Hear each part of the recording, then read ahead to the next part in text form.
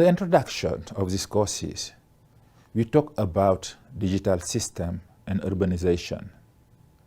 And here we're going to look into the challenges for better understanding. My name is M1C1. I'm the director of the Africa office of UN Habitat based here in Nairobi. In this topic, we'll present the global urbanization context in Africa first. Secondly, provide a global overview of current modes of governance and their limitations. And third, to introduce the need to rethink governance mechanism. Let's start with urbanization challenges in Africa. Urbanization in Africa is progressing rapidly. The continent's rate of urbanization soared from 15% in 1960 to 40% in 2010, and is projected to reach 60% in 2015. We are talking about 1.3 billion people living in cities by then. The emergence of secondary cities. In 2018, for example, only 221 African cities' population exceeded 300,000, while more than 10,000 cities and towns had less than 300,000 inhabitants. It is expected that urban population in Africa will triple in the next 50 years, transforming the profile of the region and challenging policy makers to harness the urbanization phenomenon for sustainable and inclusive growth and development. Profound changes are taking place in Africa, including rapid urbanization, which can represent opportunities for economic transformation and reduction of inequalities.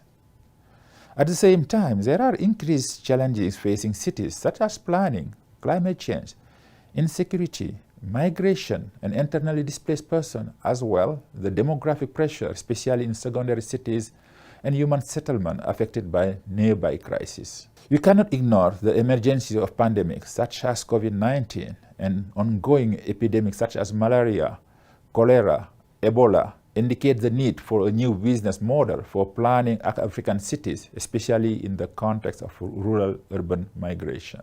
The continent's increased urban population is a powerful asset for its overall transformation and can attain its full potential once cities are properly planned and adequately serviced. It is essential to be cognizant of the fact that advancing the urban agenda in Africa will depend on each country's specific context and prevailing situation, and we'll get to some example on that.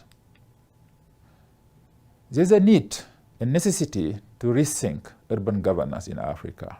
The governance of many cities in Africa is still based on old-fashioned instruments that cripple the sustainable urban transformation of territories. Cities must become priority area for public policies, with investment provided to build adequate governance capacity, equitable service delivery, affordable housing provision, and better wealth distribution, like social blanket as well. Financing urbanization through land value is quite obvious today, given the size of the required investment and constant weighting on the traditional finance of development. Unfortunately, Africa is far behind on harnessing the value of land. Also, bearing in mind that existing urban risks and vulnerabilities in the region are exacerbated by the increased severity and unpredictable of climate change effect and global pandemic, without mentioning or ignoring as well the aspect of conflict, which means that building urban resilience in African cities has never been more crucial. Coordination action among the multiplicity of stakeholders. In the introduction, we have spoken about multi-level governance system. Multi-actors need to work together. For example, public actor government, which is still concentrated in most African countries, most of the decision-making and financial powers. Technical and financial partners and private sector actors who accompany the implementation of public policies on a technical and financial level. Traditional authorities, who are in some cases administrative auxiliaries and plays the role of link between the government and the local population without ignoring civil society as non-state actor population, international agencies. Just to let you know that several actors are involved in the governance of cities and territories in Africa. However, these act with specific agenda which most often diverge from each other due to the lack of coordination. This multitude of actors when there is a lack of coordination is a real problem. However, there is also opportunity to mobilize additional technical and financial resources. And also access to information and data is crucial for effective collaborative governance. There's a need as well to accelerate the decentralization process. Decentralization is the process by which the activities of an organization, particularly those regarding planning and decision-making, are distributed or delegated away from a central authoritative location or group. For example, several African countries have embarked on the process of decentralization to bring citizens closer to government. And today, the example of Kenya is one of the most progressive devolution systems. The decentralization process still remains weak in many cases with a limited transfer of power and remain a constitutional issue. The decentralization process is not followed by a transfer of appropriate technical and financial resources, which limit the action of local government.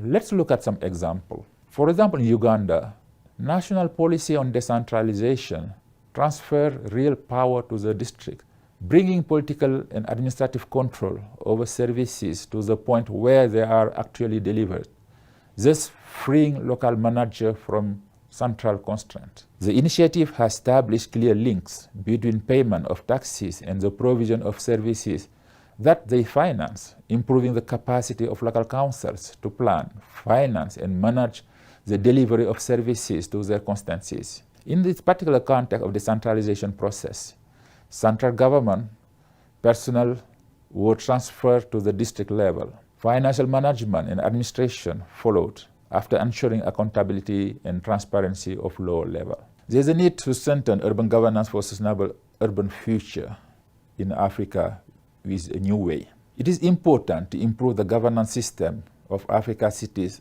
that allow better participation of population, better transparency and accountability, support especially the empowerment of youth, people, especially women. Innovative governance system mechanism will, among other things, make it possible to sustainable land use management, provision and management of basic infrastructures, services, integrated urban transport system. There's a need to put in place adequate urban governance mechanism and tool, put in place national and subnational urban policies, promote multi-level governance mechanism, and have a people-centered approach, looking into public participation, transparency, empowerment, and lastly, leverage the potential of innovation and technology. For conclusion, I would like to share with you a key message. The first one is urbanization in Africa is progressing rapidly, but at the same time offering opportunity for economic development. City must become priority area for public policies, with investment provided to build adequate governance capacities.